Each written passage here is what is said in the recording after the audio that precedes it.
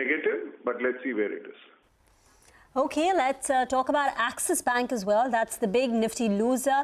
1.3% equity worth 3,600 crore changed hands early in the morning at an average price of 894. Abhishek joins in with the details. Well, Axis Bank is under pressure in trade today, given the fact that, there has been block from Bain Capital, which has happened in open market instead of, happening in the block window.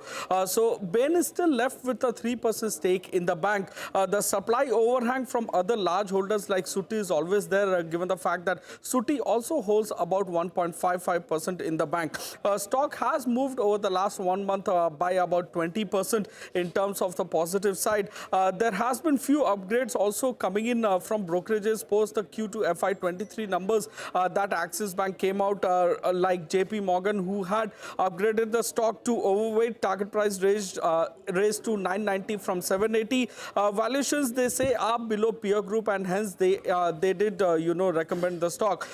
Goldman Sachs also has a buy rating with a target price of 1,053 per share. They say that strong Q2 FY23 with respect to net interest margin aiding to core operating profit beat was seen, and this should drive earnings upgrade as well as re-rating for the stock. Morgan Stanley also has an overweight rating on the stock. Target price has been raised to about 1,150 per share. They say that they expect the stock to re-rate amidst high margins and better operating leverage that is playing out in the balance sheet of Axis Bank. Back to you. Okay, thanks a lot for that. So just wanted to, get the fine print of Eicher Motors numbers that have hit your screens right now.